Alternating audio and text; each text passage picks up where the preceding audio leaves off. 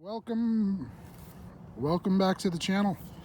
So today we're going to be talking to you guys about swim bait rods and reels, and I'm giving everybody kind of an up close and personal look at my current setup.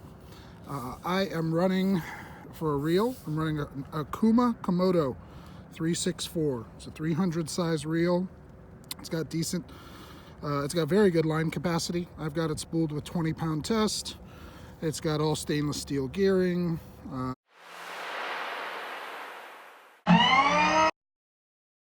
It holds 230 yards of 14, so I don't know, 190 yards of 20, 180 yards of 20 pound test. It's a big reel, but I like it quite a bit. It's probably a little bit big for some of the medium size glide baits like the 6 and 7 inchers.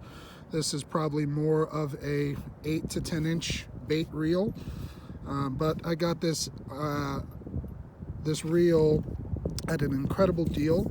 Shout out to Tackle Junkie. I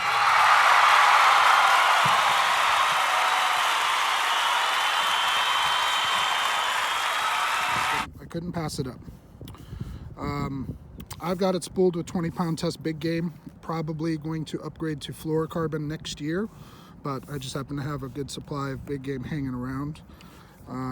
It does have a clicker here, so if you're, fishing for catfish or bottom fishing or live bait fishing, it can come in handy.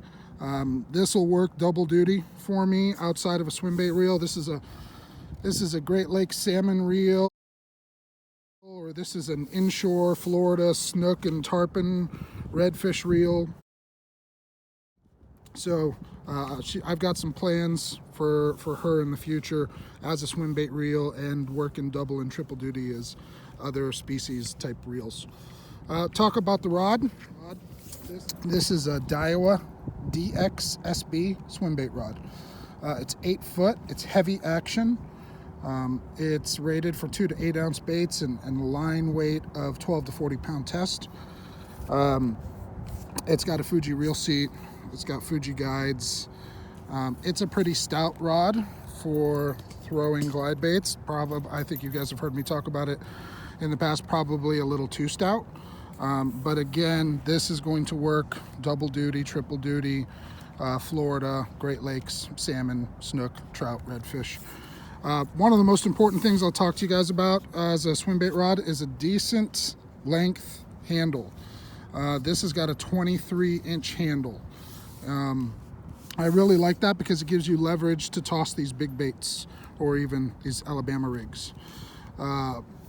This is more of a jig hook rod, like a Huddleston type rod. This is one of those rods. You want a heavier duty rod when you are fishing a single hook swim bait.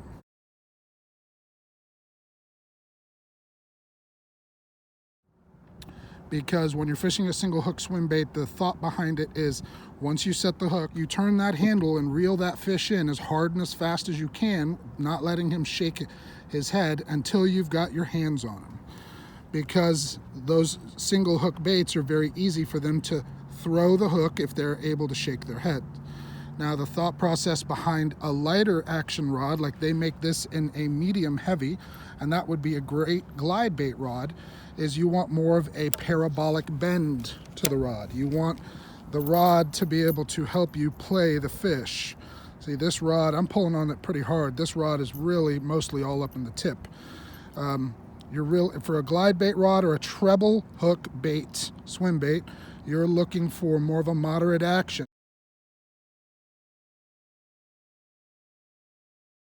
And that way the rod helps you absorb some of those head shakes and helps you keep those treble hooks pinned in the fish's mouth. But yep, that's what I've got. And you guys will see some more recommendations on other things that are available on Tackle Warehouse. There's obviously a lot of custom rod builders out there, but we're going to kind of focus on budget entry-level gear for you guys right now. Thanks for watching. See ya.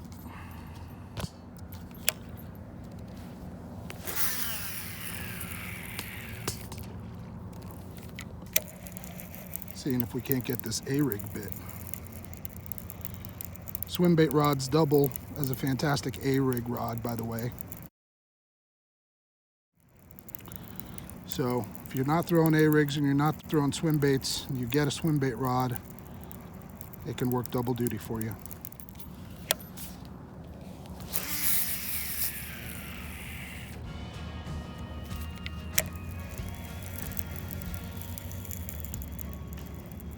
Thanks for watching. You guys have a good one. Go out there and get them lines wet.